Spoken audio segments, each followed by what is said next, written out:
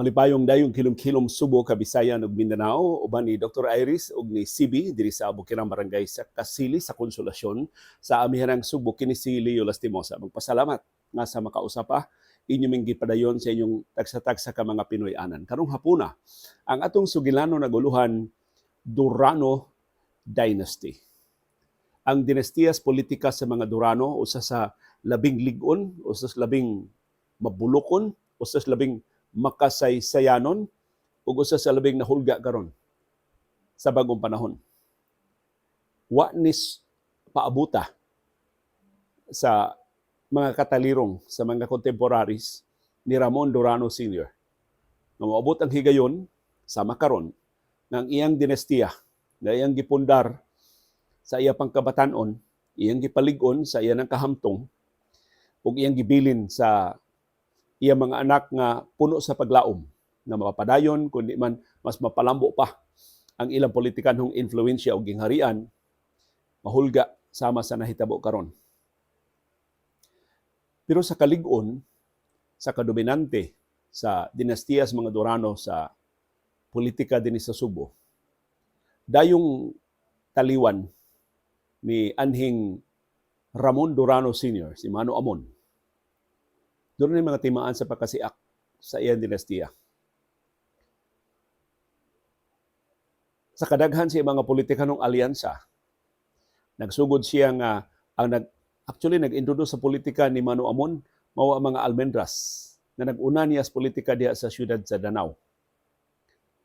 Dayon nahimo niya padrino ang mga Cuenco. Si Mariano Jesus Cuenco kanang gipasidungan karon sa MC Cuenco Avenue. Moy iyang aliado batok sa mga Osmeña dinhi sa Subo. Pagkahuman ni Cuenco, nakig-alyansa siya ni Carlos Garcia. Human ni Carlos Garcia, nakig-alyansa na siya ni Marcos, Ferdinand Marcos Sr. Ang amahan ni Presidente Ferdinand Marcos Jr. umutoy labing taas ug labing makapabuhong nga alyansa sa politika nga iyang napahimuslan. Kanang nabantog nga industrial complex sa Danao, ato nang nalakbitan og saysay sa nangagi nato nga mga panahom na sa ginsagiran natong istorya, natukod na atol sa pamunuan ni Diosdado Macapagal. Kaya mga Durano nakadama masab atong Macapagal kay ang asawa ni Macapagal nga Dimataga igsuon man sa naasawa sa usa sa mga paryente sa mga Durano. Muna nga si kanhi Vice Gobernador Agnes Magpale, ang ilang man tong inahan mo Dimataga, sungugon ko no sila sip nga pangutanon ko na si Vice Governor Agnes Magpale diin man itong mangulitaw si Justice R.C. Magpale kay Presiding Justice ba ito sa Sandigan Bayan ang iyambana na si Arsenio Magpale. Mao ni ang Magpale, amahan ni Atty. Aina. Magkatawa si Vice Gobernador Agnes Magpale mahinumdum sa pagpangulitaw ni Justice Arsenio Magpale niya kay dito mangulitaw niya sa Malacañang. Kani itong higayuna, presidential sister-in-law ba ang ilang inahan. So, sudgawas lang sila sa Malacañang nitong higayuna ng panahon sa administrasyon ni Carlos Garcia. Ug kadtong panag-alyansa sa mga Durano o ni Carlos Garcia, batok sa mga Osmeña din sa Subo, mautoy nakapapundar anang dagko ng mga industriya sa siyudad sa Danao. Of course, ang nakapalambog yung pag-ayo, mao si Ferdinand Marcos Sr. Kaya nakig-alyansa man sila ni Marcos, sa dihang mga Osmeña nakig-alyansa ni Macapagal sa eleksyon sa 1965. Nidaog man si Marcos, dito magsugod ang kadominante na sa mga Durano. Pero sa kadominante sa politika sa mga Durano, wa gyud sila kagawas sa Danao. Ang labing lapad nila nga nadaog mao ang 5th District nga gidominahan of course sa siyudad sa Danao.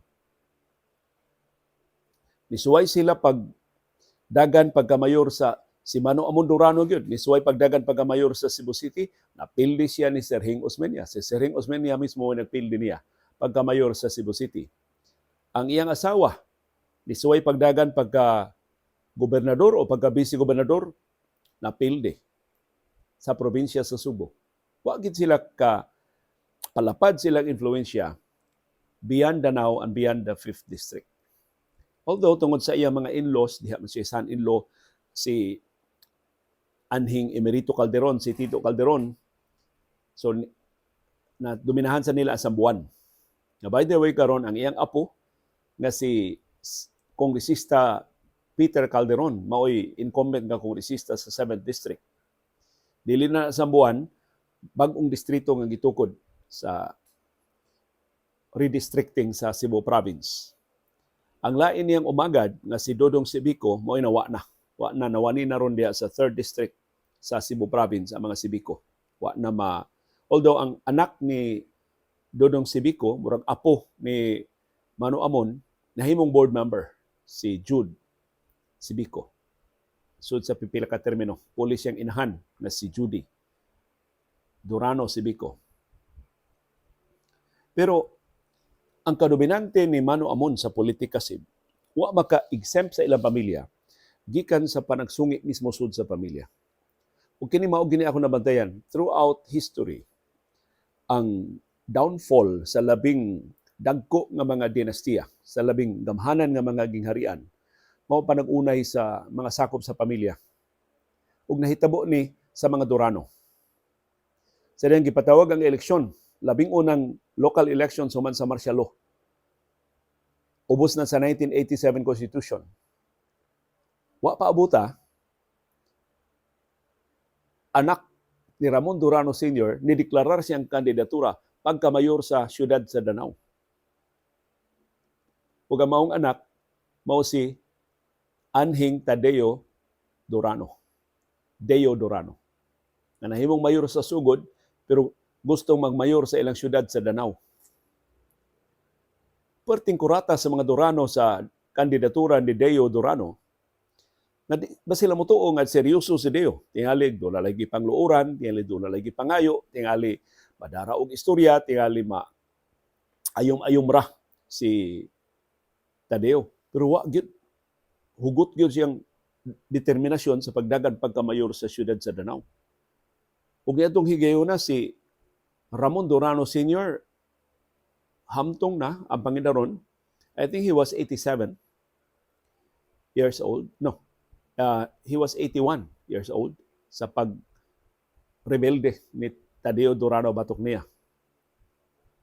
Primero, ang ilang reaksyon sa mga Durano, ilang gipadagan ang asawa ni Mano Amon, si Ati Durano, si Beatriz Duterte Durano, may ilang gipadagan pagkamayor. Siyarog di mutahod si Deo, makigatbang siya siyang kaugalingong inahan. Pero bisan pag nideklarar na siyang kandidatura pagkamayor, si Mana Ate, si Tadeo, nagpadayon siyang kandidatura pagkamayor.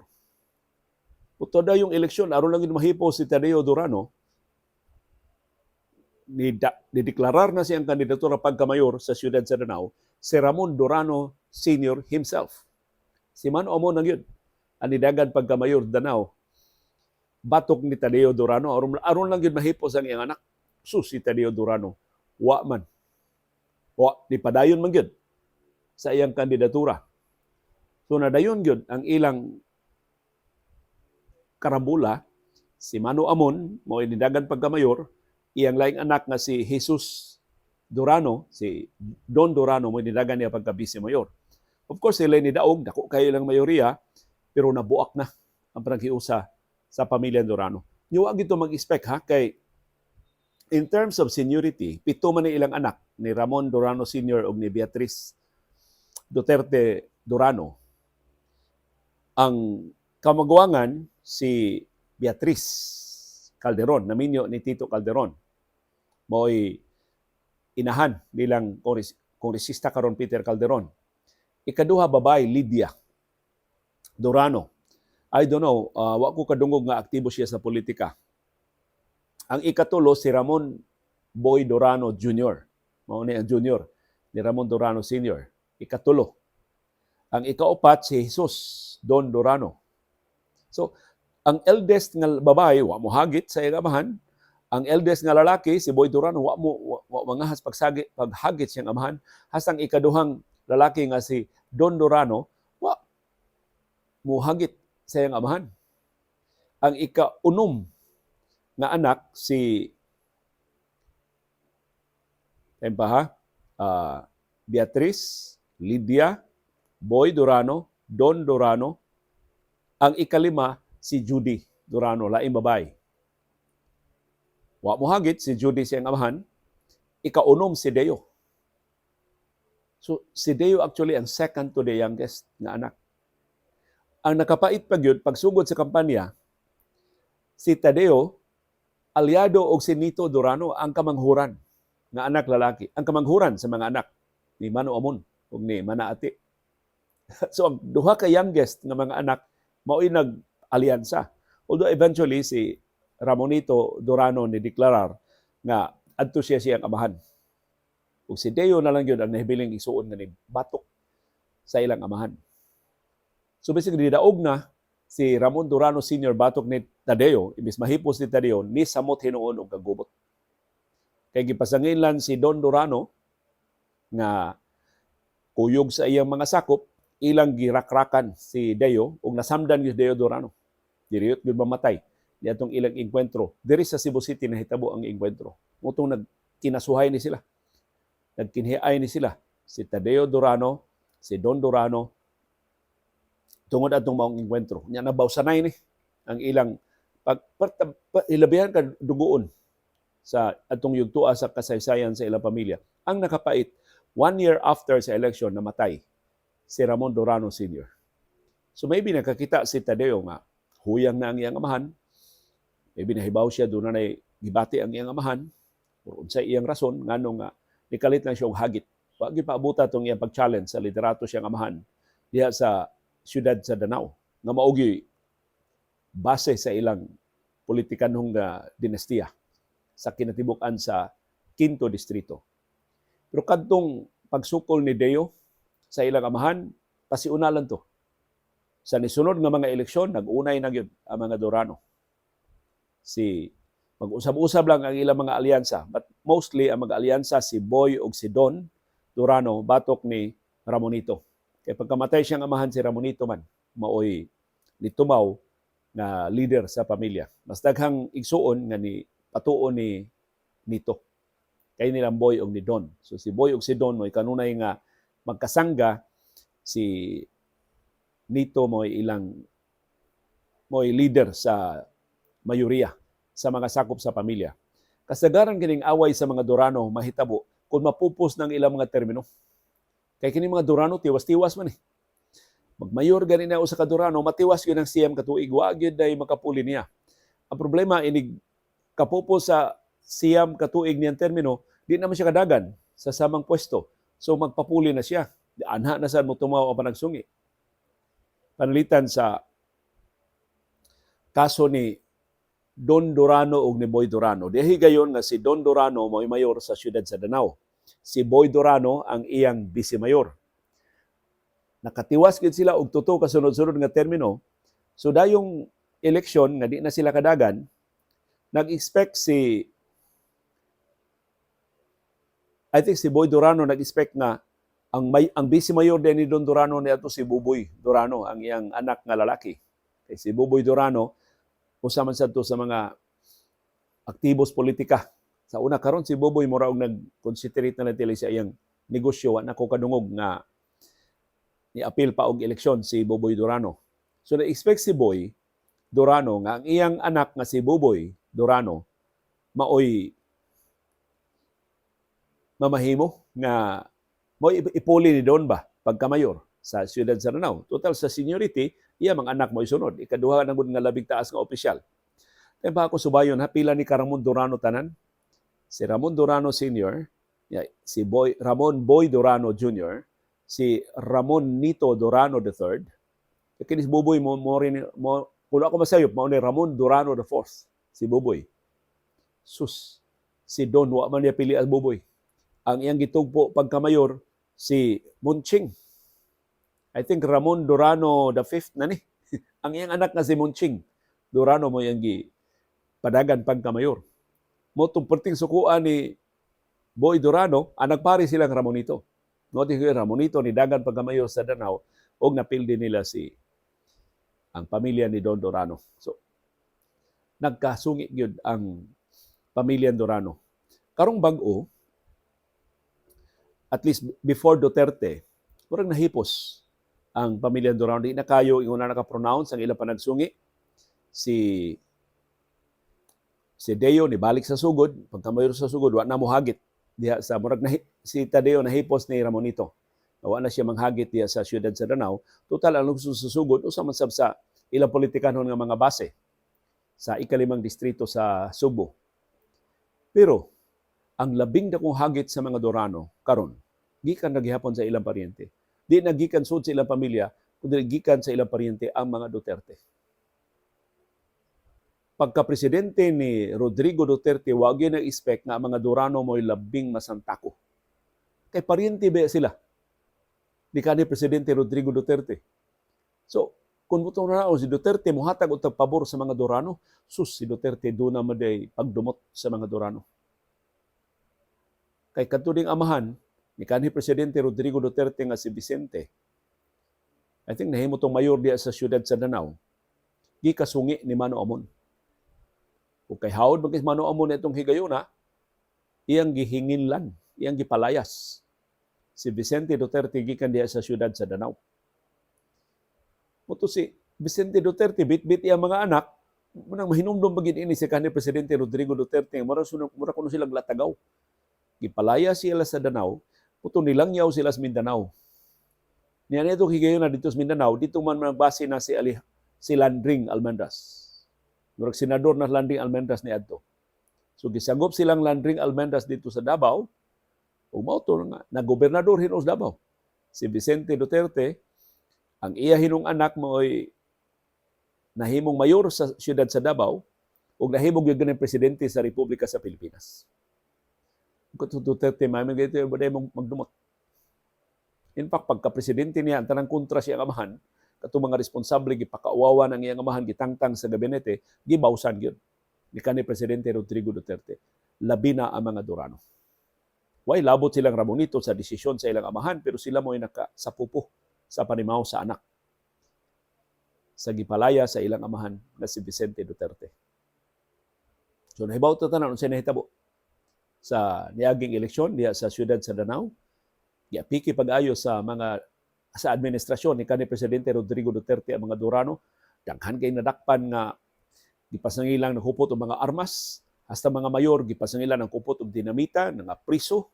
Ang kapulisan aktibo kaayo nga ni trabaho batok sa mga Durano diha sa ikalimang distrito sa Subo. And of course, nahibaw taon sa resulta na ilog ang 5th district ni Duc Frasco. Si Duc Frasco na karon mo'y incumbent nga kongresista sa 5th district.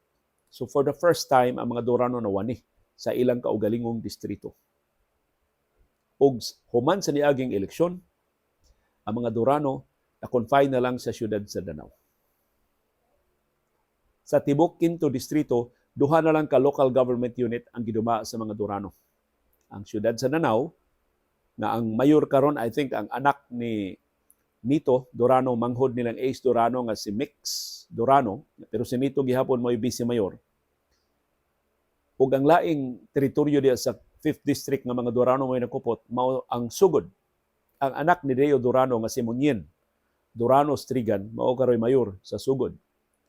Pero nahugno ang mga Durano kaysa niaging eleksyon si Munyen aliado na ni Gobernador Gwendolyn Garcia. Ako nahibaw-an personal ning managhigala si Munyen og si Gobernador Garcia, mo nang way nahibong nga ang ilang personal nga panagsuod nitakod sa ilang panag-alyansa sa politika. Pero ang mga Durano dili makadawat. Nga ilang kaugalingong dugo, apo sa ilang amahan, si Mano Amon Durano Sr., iya man ang apo si Munyen, nakaako pag buko-buko nila o pagdapig na sa ilang kaatbang. Although si Munyen Durano naingon, saon man wa may suporta nga iyang nadawat gikan sa mga Durano. Nya gisaaran man siya daghan kay mga proyekto ni Gobernador Gwendolyn Garcia. So siya nahimo para sa kaayuhan sa sugod ni balhin siya og pasilong sa One Cebu, sa grupo ni Gobernador Gwendolyn Garcia. Ang nakapait pa gyud, human ni Munyen ni balisab ang mga mayor sa Camotes. Kanang mga mayor sa Camotes, mga Durano man gina ni bali.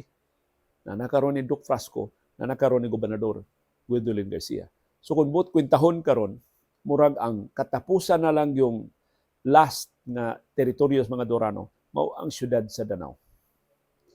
But mismo diha sa syudad sa Danao, nasudlan na sila sa mga Duterte. Ang mga paryente ni kanhi Presidente Rodrigo Duterte, nga ila ra sang mga paryente, ni aktibo mas politika. Ni dagan pagka-mayor, ni dagan pagka-vice-mayor, o pipilan nila ni daog. I think ang board member karon sa 5th District, Duterte. So, nagkagamay ang politikanong base sa mga Durano. So, kining hagit karon unsaon pag-reclaim ang ilang naandan nga influensya diha sa ikalimang distrito naas mga abaga ni Vice Mayor Ramonito Durano na napuli siyang amahan na mo'y pangu sa politikanong dinastiya sa mga Durano. Niadto sa panahon pa sa ilang amahan, ang labing dakong problema sa mga Durano, wa na sila yung mga lugar nga kadaganan. Kay gawas sa Danao o sa 5th District, wa naman sila lain. O sa lungsod sa Sugod, wa naman sila lain nga kadaganan. Wa man sila ka-develop og lain nga mga teritoryo. Ang mga Calderon, makabarog naman sa ilang kaugalingon. Silang Kongresista Peter Calderon, for the longest time, wa na magsalig sa mga Durano. Kaya kanang sambuan, teritoryo magina ni Tito Calderon ang ilang amahan.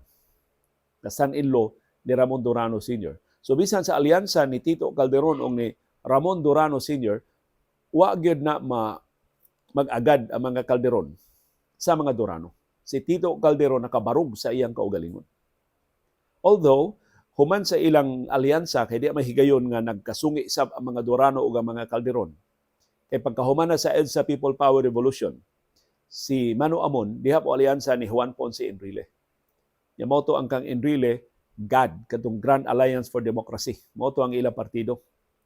Tanang Mano Amon, mura maglisod sila sa alyansa uban ni Enrile, kay si Enrile gipreso sab, si Enrile limitado ba kaayo ang iyang liderato, dili gyud siya sama ka gamhanan ni kanhi anhing Presidente Ferdinand Marcos Sr. Moto nga tungod sa liderato na ni Ramonito, aktibo na kay si Ramonito Durano nitong higayuna, kay huyang naman ang iya amahan, hamtong naman kaayo si Ramon Durano Sr. Si Ramonito na mao'y nakigsabot-sabot nga makig-alyansa sila og laing partido. Moto nga I think motong higayon na alyansa nila ang PDP laban. Purmurag na nabitay sa hangin si Tito Calderon. Kay si Tito Calderon nakabuylo naman pag-alyansa ni Enrile sa Grand Alliance for Democracy. Mo dihay eleksyon na si Tito Calderon ni dagan pagka-gobernador sa Subo. Of course, wala na makapaluyo ang mga Durano niya kay diha PDP laban naman ang ilang partido, di naman sila Grand Alliance for Democracy. Uwaw kay Tito Calderon kaysa tanang nidagan pagka-gobernador, number 4 ra siya. Kaupat ra siya. Wa naman siya suportahin sa mga Durano. Pero karon napamatud-an sa mga Calderon, at least sa second generation sa mga Calderon, aparting ilngiga nila. Tulo ka anak ni Tito Calderon na ay mga pwesto. Si Peter Calderon, kongresista sa 7th District, si Dr. Tito Calderon, may mayor sa Sambuan, o si Raymond Calderon, I think board member sa ikaduhang distrito sa probinsya sa Subo. So, murag nasubli ang kasaysayan. Sa panahon ni Ramon Durano Sr., ang direktang nihagit siyang liderato, mao ang iyang ika-unom nga anak na si Tadeo Durano.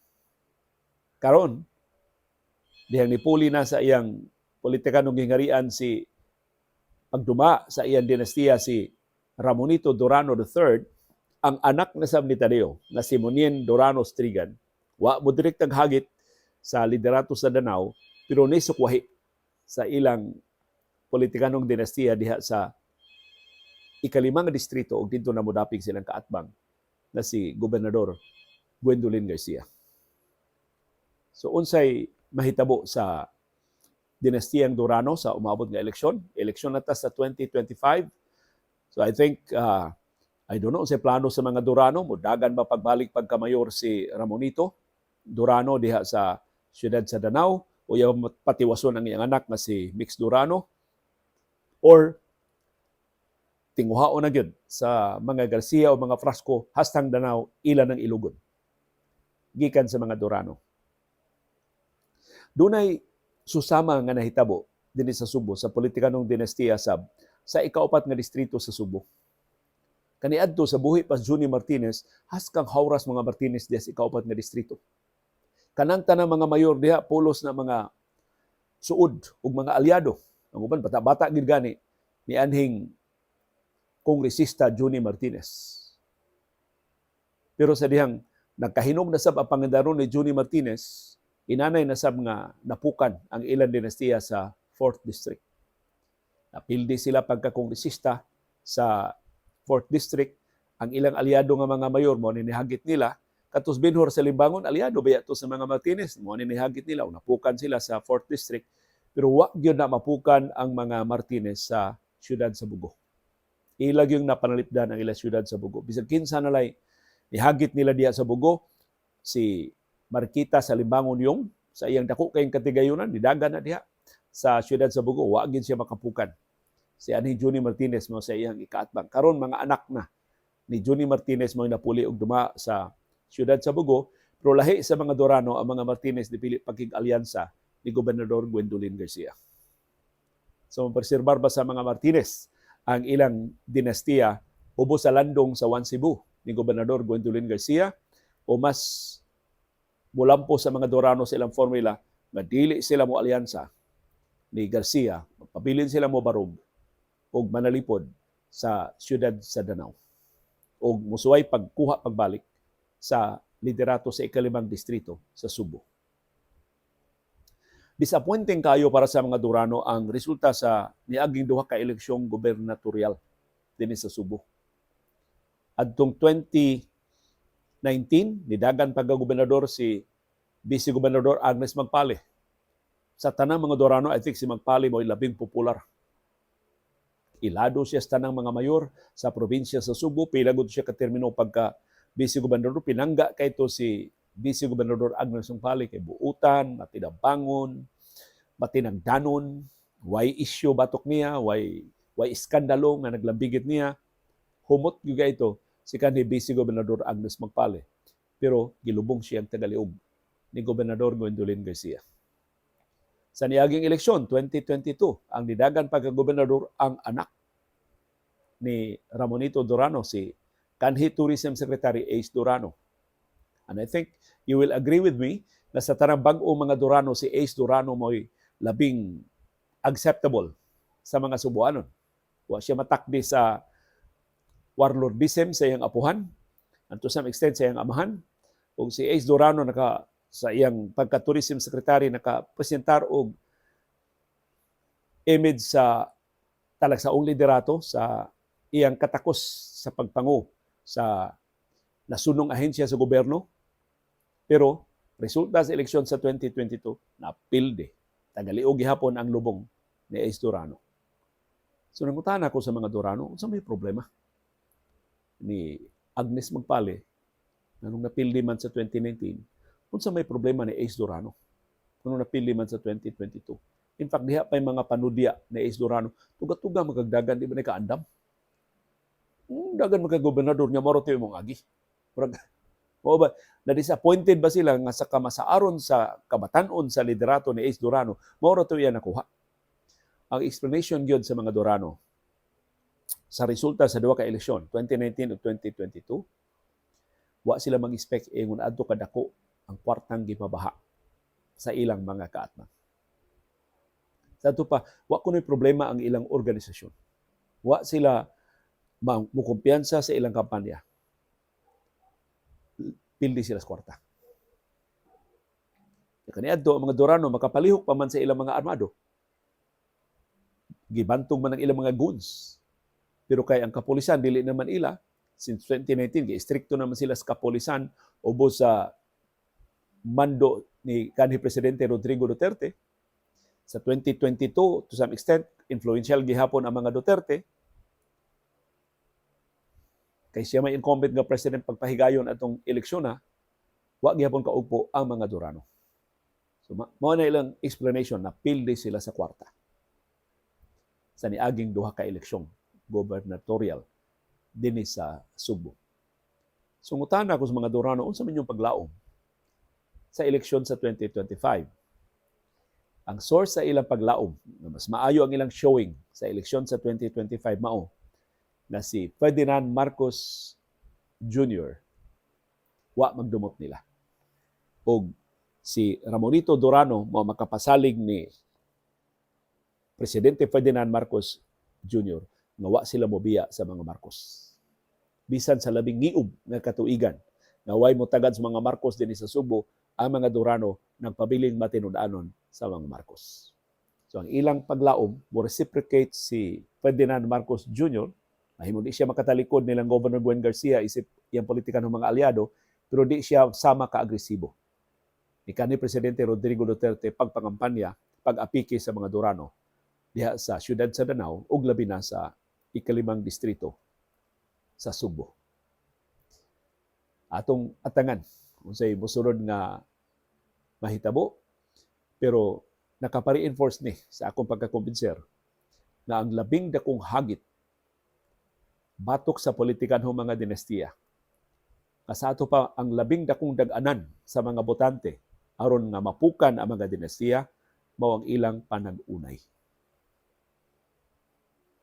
Karon doon na natin mga timaan nga ang mga politikang dinastiya doon na gamay nga panagsungi. Doon ay mayor na ang iyang igsuon mo'y vice mayor, di na siya kadagan pagka-mayor, so ang presumption unta nga ang iyang igsuon mo'y mo puli pagka-mayor. Di siya mosugot iyang asawa o yung padaganon pagka-mayor. Sa usas sa mga local government unit din sa Subo. Doon ay kongresista, di na kadagan pagka-kongresista, so ang presumption mao ang iyang manghod, ang iyang igsuon mao'y padaganon, puli niya pagka-kongresista. Di siya mosugot ang iyang padaganon, puli pagka-kongresista ang iyang asawa. So hinaot magkarambulan ni sila, maura na ito nag-anan aron mabungkag kini politikanhon nga mga dinastiya and hopefully makapuli ang mas takos, mas tarong, mas kasaligan na mga leader sa nagkalilain nga mga lungsod, mga syudad, mga distrito, mga probinsya dinhi sa atong nasod na Pilipinon. Uban ni Dr. Iris og ni CB diri sa Bukirang Barangay sa Kasili sa Konsolasyon, kini si Leo Lastimosa. Magpasalamat sa iyong padayon nga pagsubay, pagsalig o pagpaminaw sa atong panahom dayong kilom-kilom. Digang salamat, Bingbing girl, my CB girl, sa imong pagko-anchor sa atong program, Bing K.